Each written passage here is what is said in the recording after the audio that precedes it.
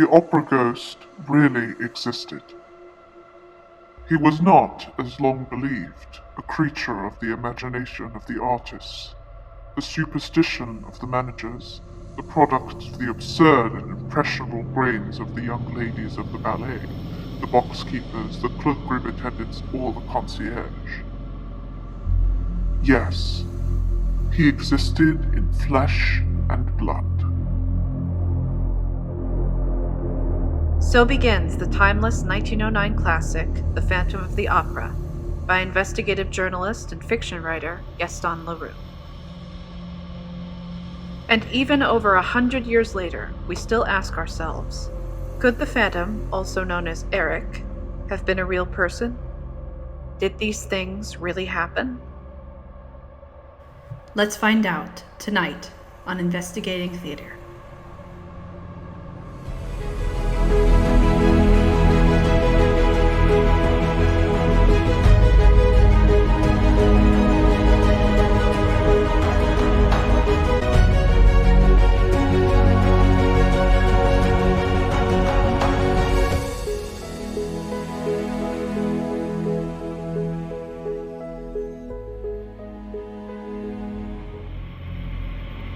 The idea of a genius composer, musician, architect, and ventriloquist with a monstrously deformed face, living in the bowels of the Paris Opera, and falling in love with a young, beautiful singer who spurns him, is fascinating. So, did these events really happen?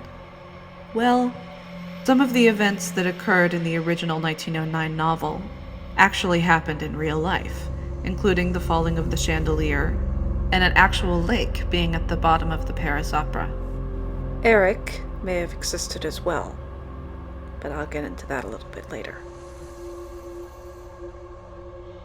Let's begin by sorting fact from fiction.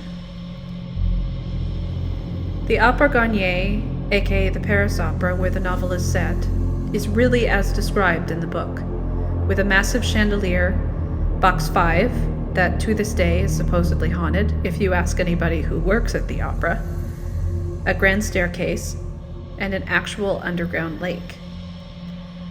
Leroux himself would have known all this because before becoming a writer, he worked as a reporter and theater critic in Paris. He was present at the investigation and in-depth coverage of the Paris Opera.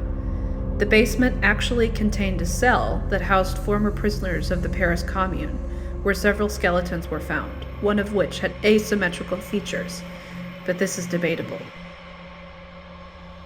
The second clue is that the chandelier that crashes into the audience and kills a woman in the original 1909 novel really did occur. The chandelier had crashed upon the head of a poor woman who had come to the opera that evening for the very first time in her life, and killed her instantly. She was the concierge. In the May 21st, 1896 issue of Le Matin, a newspaper where Gaston Leroux was moonlighting as a senior courtroom reporter, a headline read, 500 kilos on the concierge's head. In reality, one of the counterweights of the chandelier, weighing less than 10 kilos, fell into the audience. The third clue is that there really is a lake at the bottom of the Paris Opera. Of course, it doesn't look like the way it's described in the novel. The architect of the Paris Opera, Charles Garnier, ran into a couple of problems while digging its foundation. He and his workmen had hit an arm of the Seine River, hidden below ground, and no matter how hard they tried to pump out the water, it just kept rushing back. So rather than moving the location of the opera entirely, Garnier adjusted the drafts to control the water in cisterns, creating a sort of artificial lake. And even though it doesn't look anything like the famous romantic lagoon in the musical, the opera staff does enjoy feeding the resident fish, and the Paris Fire Department goes diving there from time to time. The fourth clue is that Christine really existed as well. Yet nothing compared to the unearthly power of her singing in the prison scene in the final trio of Faust. Christine Daae was a real person. Her life and career strongly resembles the real-life soprano Christine Nielsen, who was famous for her performances in the operas of Hamlet and Faust. Nielsen and Daae have a lot in common. They were both Swedish with blonde hair and blue eyes. In the original novel, Christine was blonde rather than brunette as she appeared in the musical. Both women were forced to leave their homes at a young age because they grew up with poor fathers and were eventually taken in by a woman named Valerius, Mama Valerius in the novel. And finally, both ended up in Paris, becoming rather well-known opera singers.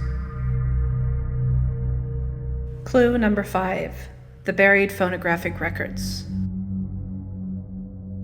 Some of you may remember the latterly workmen digging in the vaults of the opera house, where phonographic records of singers' performances were to be buried, came upon a corpse. I had immediate proof that this was the body of the Phantom of the Opera.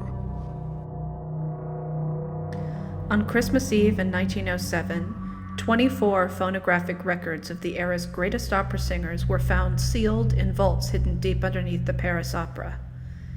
They had remained unopened for 100 years. Could these have belonged to Eric?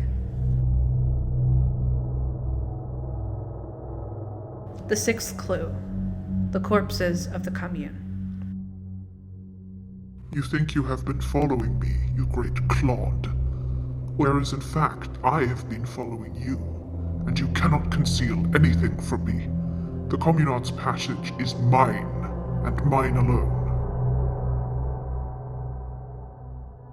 The Commune was much like the communes that have sprouted up today. It was a revolutionary utopian government that seized Paris for a couple months in 1871. In the original novel, the Commune was used during the opera for everything from housing its dungeon in the basement to launching balloons from the roof.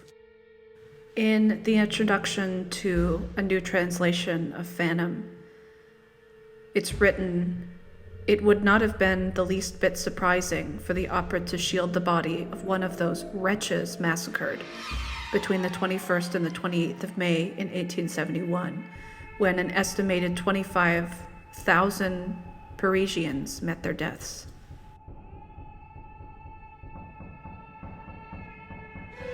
The 7th clue is the unknown passages into the opera.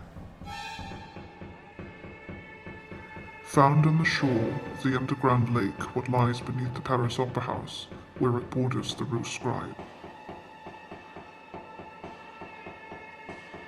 One researcher of the phenomenon, Jan Matlock, states, "Surely in that building that had almost 2,000 keys, there were people who knew how to get down to the cellar without the permission of the authorities. Perhaps there were even those who made these undergrounds their regular haunt."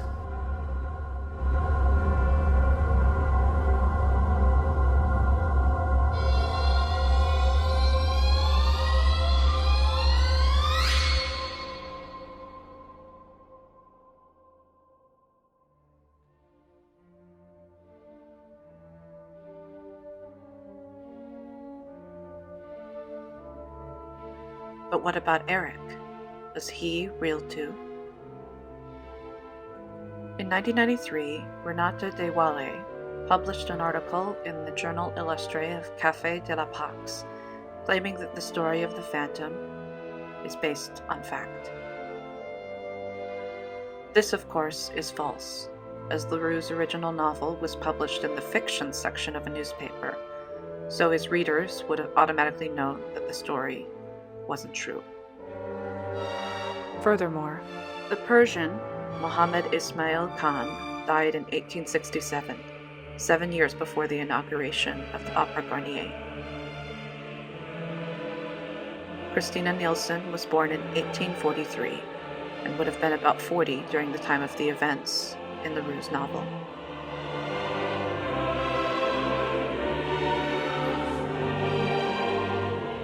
The accident with the chandelier didn't happen until 1896, and rather than the entire chandelier falling, only one of the counterweights, which weighed about 10 kilos, fell and killed a woman.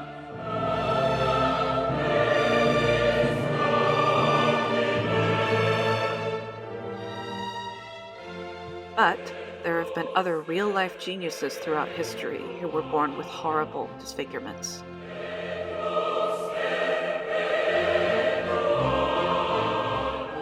Take, for example, Joseph Merrick, also known as the Elephant Man. Joseph was discovered by Dr. Frederick Treves and was housed at the London Hospital in 1886, when he was 24 years old. While there, living in a small, isolated room in the attic, he built this church with his left hand, the only one he was able to use. He died only 4 years later, when he was 28 years old. Dr. Frederick Treves observed that Merrick was very sensitive and showed emotion easily. Joseph would often get bored and lonely up in the attic, showing signs that he was depressed. He was segregated from women all his life because of his hard deformity.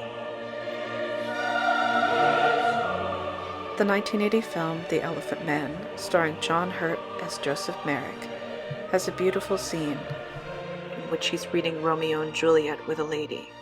The scene shows how much he desires female companionship and love.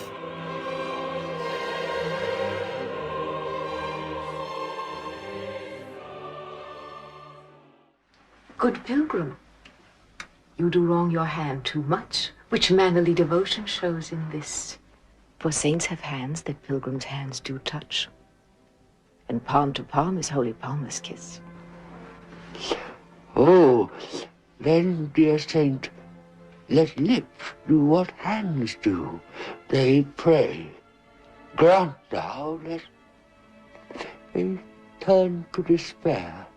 Saints do not move, though grant for prayer's sake. Then move not, while my prayer's effect I take. Thus from my lips, by thine my sin is purged. Yes. And then it says thesis. Then have my lips the sin that they have took.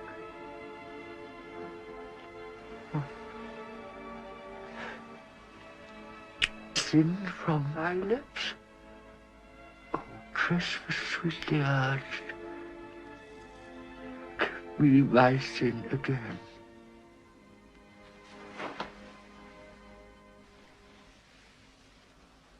Oh, Mr. Merrick, you're not an elephant man at all. Mm-hmm. No. You're Romeo.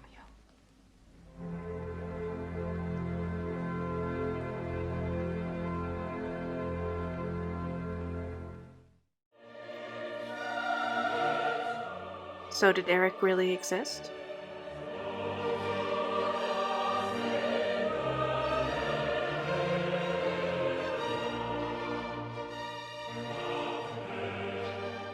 You decide. Tell me what you think in the comments. Thanks for watching. Subscribe for more. This is Investigating Theater.